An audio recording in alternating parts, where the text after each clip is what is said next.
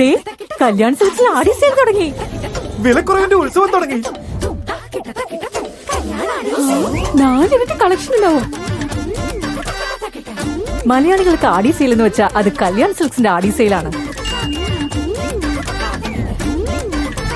4 ഇരട്ടി കളക്ഷനുകളും 50% വരെ വിലക്കുറവുമായി കല്യാൺ സിൽക്സ് ആടി സെയിൽ. ഇപ്പോൾ വാങ്ങിയാൽ ഇരട്ടി വാങ്ങാം.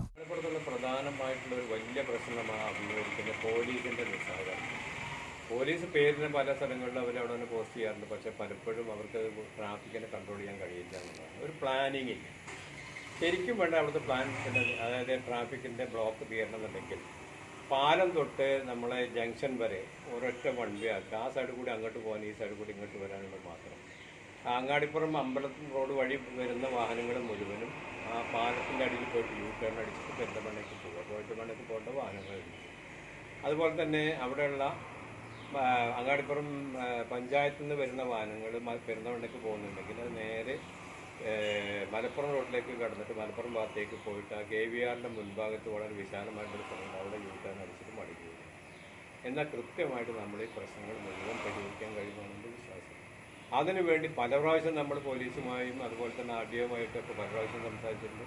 പക്ഷേ ചില ആൾക്കാർ അതിന് വലിയ താല്പര്യപ്പെടുന്നില്ല. പല ആൾക്കാർക്ക് അവിടെ തന്നെ ഉണ്ടാകുകയാണെങ്കിൽ പിന്നെ ബ്ലോക്ക് ഉണ്ടാവട്ടെ എന്നുള്ള രീതിയിലുള്ള ഒരു പെരുമാറ്റമാണ് പലപ്പോഴും ഉണ്ടാകുന്നത്. അതാണ് ഇതിൻ്റെ ഏറ്റവും വലിയ സിൻസിയറായിട്ട് ഞാൻ പറയുകയാണെങ്കിൽ അതാണ് പ്രശ്നം.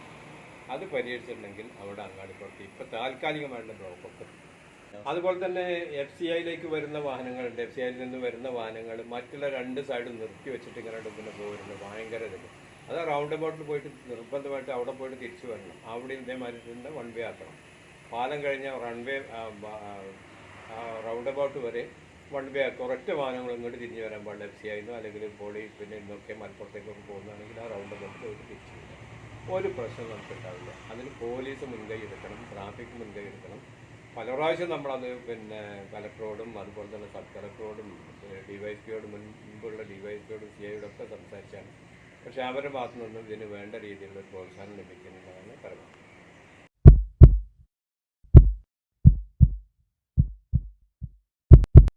ജീവന്റെ തുടിപ്പ് നിലനിർത്തും സുരക്ഷിത കരങ്ങളിലൂടെ BKCC heart hospital, Manathumangalam, Ooty road, Perinthalmanna.